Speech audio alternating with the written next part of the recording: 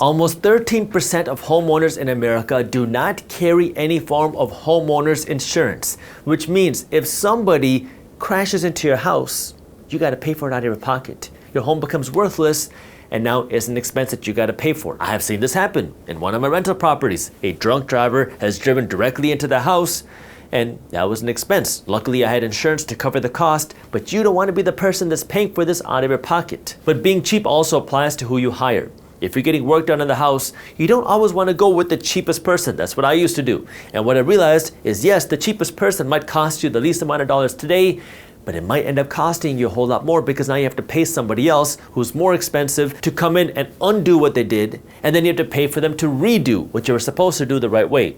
I've done this many times, and I've finally started learning my lesson. So being cheap can be one of the most expensive things that you can do because, yeah, you might save a few bucks today, but it can cost you a whole lot more dollars in the future. And number 5 is you buy a house too big. Look, I want you to understand, I'm not against you owning a house. I'm against you owning a house that you can't afford. And if you really want to be able to afford the house, that means number 1, you have to be able to afford the down payment. Number 2, you have to be able to afford the mortgage payment. And number 3, you have to be able to afford the move-in costs. After that, go out and buy whatever type of house that you want. Just understand, the bigger the house, the bigger your maintenance costs, the bigger your utility costs, the bigger your insurance costs. And if you can't make it, well, now you're going to sacrifice your real wealth just so you can look like you're rich by living in this house. So here's what that means. You want to afford the down payment, you better have at least 20% to put down. I get it, that can be a lot of money, but if you really want to be able to afford it, you need that 20% down. Then, to afford the monthly mortgage payment, what you want to do is follow something like a 75, 15, 10 plan. What this says is for every dollar that you earn from here on out, 75 cents is the maximum that you can spend, 15 cents is the minimum that you invest, 10 cents is the minimum that you save.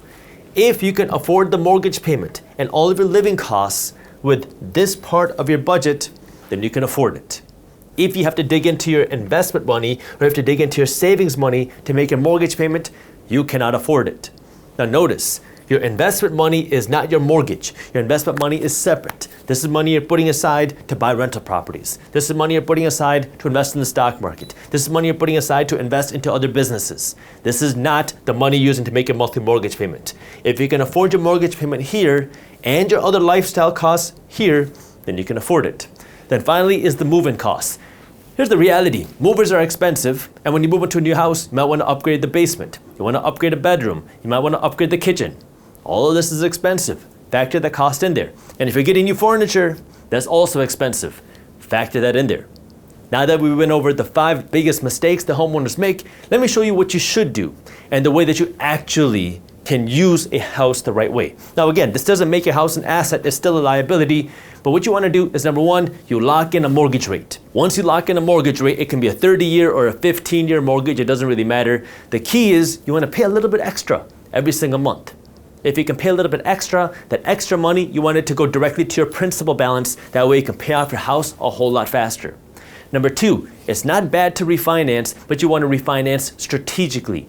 Make sure that it's actually profitable for you to refinance. There's a lot of calculators on the internet that can walk you through if it's profitable for you to refinance or not, but I want you to do the refinance strategically because what most people do when they refinance is they're wanting to pull cash out. You're trying to pull cash out of the house so you can buy a boat or buy some clothes or buy a vacation. You're taking out debt so you can fund another liability. That is the broke way to do that. I don't want you to do that. I want you to try to pay off the house as fast as possible. So if you're refinancing, the goal is now to not pull up more money than you need. And now you have a lower mortgage payment, but you continue making the previous mortgage payment that you had before. So if your mortgage payment is $2,500 and now you refinance out and your mortgage payment is now $1,500 a month, you pay the $1,500 a month and then you send in an additional $1,000 check every single month. Why? Because that additional $1,000 is going straight to your principal balance and it'll help you pay off your house even faster. So now you're refinancing because you're paying a lower interest rate and it's going to help you pay off the house faster. That's how you use the refinance strategically. And then number 3, buy a house that you can afford. Why does this matter? Because when things happen, you're protected. When bad things happen, you're okay because you can afford the house. When good things happen and your house jumps up in value from $400,000 to $1 million, well, now you have higher property taxes, you have higher insurance costs, but at least you can afford it because you're working to pay down the house. That mortgage payment is gone. Once the mortgage payment is gone, all you have to do is pay for the property taxes and insurance, which is a whole lot cheaper than paying that mortgage.